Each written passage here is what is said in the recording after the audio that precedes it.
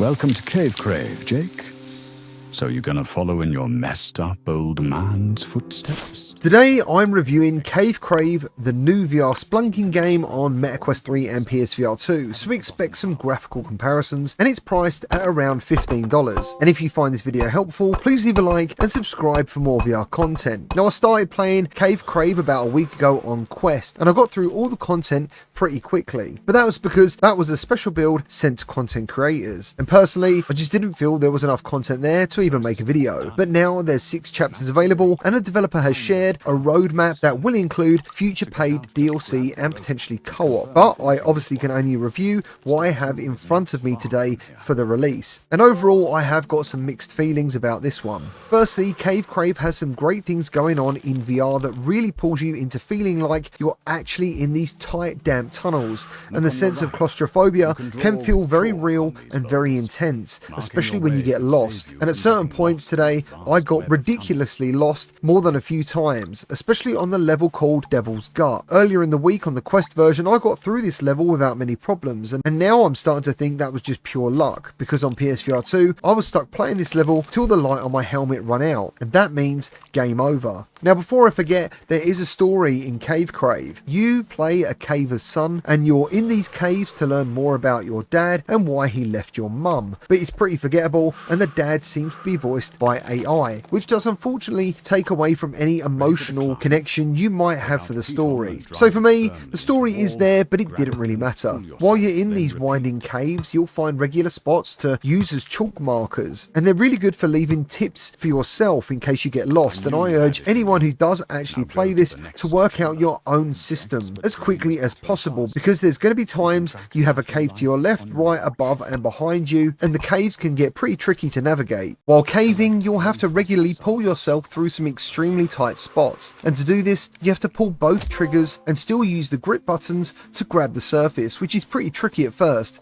but if you let go of the triggers too soon you'll breathe in and therefore expand your chest and instantly die. Your gloves need to be regularly cleaned with the use of a scraper to get rid of mud that will affect your grip. You also have a hammer for dealing with stalagmites and stalactites that get in your way, and you also have infinite caving pick handles to move around vertically as the game opens up after the first 2 missions. And these 2 missions are pretty much just tutorials, and while you're playing these more advanced levels you'll be arching your neck all sorts of ways looking for the way out, and it's completely unpredictable. When you're climbing using the pickaxes, you also have a stamina gauge to deal with, and if you don't thrust the pick handles in hard enough into the wall they come loose, which I think is a very nice touch. The lighting in this game is excellent, and the beam on the headlight is also adjustable too, which definitely comes in handy, especially when I played the horror mode, which I'll get to covering in a minute. You can also play this game seated or standing very easily, and there's snap and smooth turning available. The graphics are sharp and very high resolution on PSVR2 and Quest, and even though it's the same assets used over and over again, the wet look inside the caves somehow stops you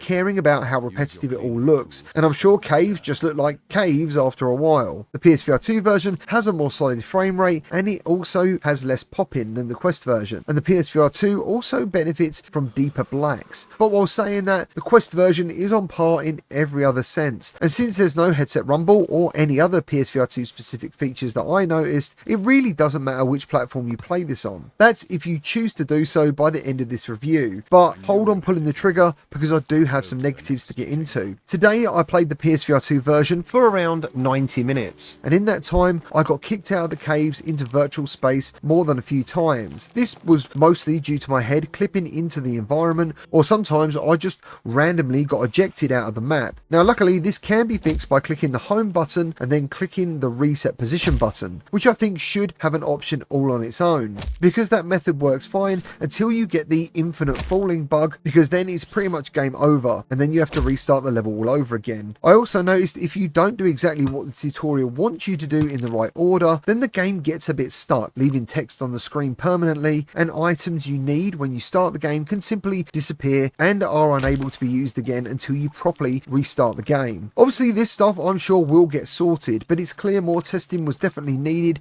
before asking for people's money on the PSVR2 platform, because on Quest I personally never had any of these issues. But there is definitely some strange moments of pop-in that do occur. And before I get to my summary, I now have to mention the horror mode that features spiders, and these are some of the most realistic moving spiders I've seen in VR, and as someone who has arachnophobia, it was absolutely terrifying for me, and I have to confess, once one of these spiders jumped into my face, I noped out pretty quickly. The sounds of these spiders alone walking around almost made me nope out before I even saw one. Just seeing their legs peep into view in these caves, and while not knowing which direction they're going to come from, just makes this game pretty impossible for me to play in horror mode. So if you're looking for a game to simply scare the absolute crap out of someone with claustrophobia and arachnophobia, this is definitely the game. So on to my summary and the mixed bag I mentioned right at the beginning. Content wise, I'm not too sure there's a lot here right now, but that depends really on how lost you get while you're playing, because that can increase your gameplay time massively.